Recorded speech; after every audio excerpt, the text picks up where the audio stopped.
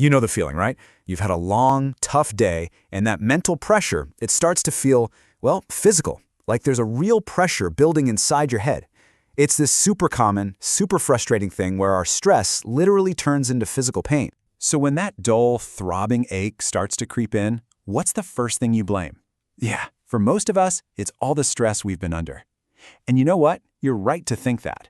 The connection between your stress level and that pain in your head is absolutely real. So let's really get into it. We're going to uncover exactly why stress triggers a headache, and more importantly, what you can actually do about it. We're talking both in-the-moment relief and long-term prevention. Okay, first up, let's talk science. How does something like emotional pressure cause such a real, physical pain in your head?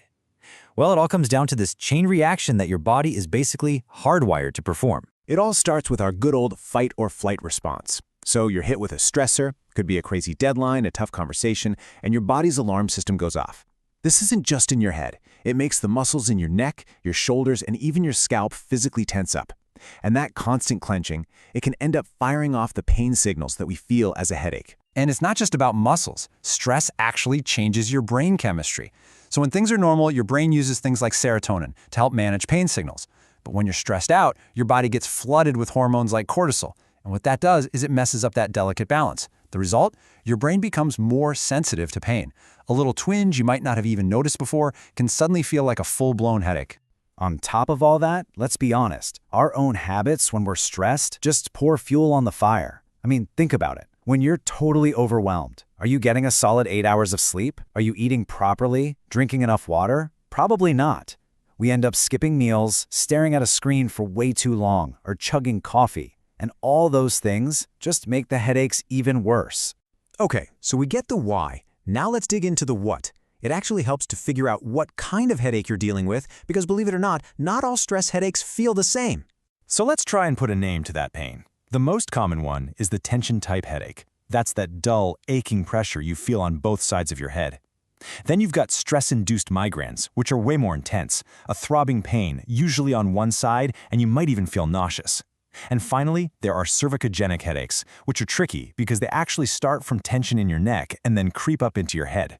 This right here is the absolute classic description of a tension headache. If you've ever felt like there's a vice grip or a tight band just squeezing your forehead, yep, that's exactly what this is. It's the most direct symptom of all that muscle tension we were just talking about. Knowing the type is one thing, but when you're in the middle of it, you just want relief, right? So let's talk about what you can do the second you feel a headache coming on. And the good news is, you don't need anything complicated. Seriously, start with just a few deep breaths to calm your nervous system down. Gently stretch your neck to release some of that tension. A hot or cold pack on your forehead or the back of your neck can work wonders. Oh, and please, go drink a glass of water.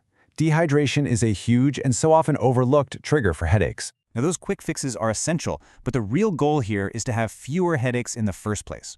And that means we need to shift our focus from just treating the pain to actually preventing it by building up our resilience to stress over time. And prevention, well, it always starts with the fundamentals.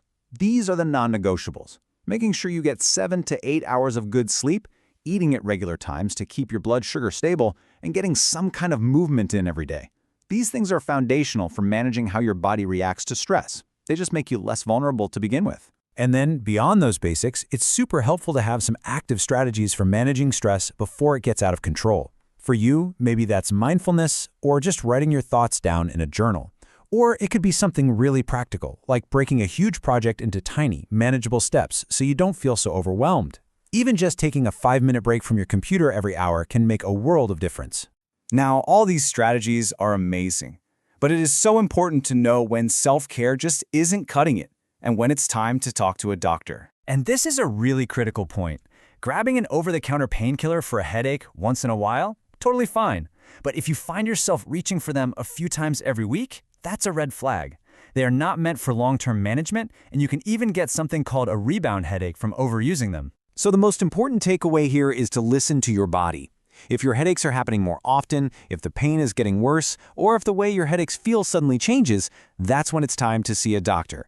They can rule out other problems and help you find a much better, more sustainable plan.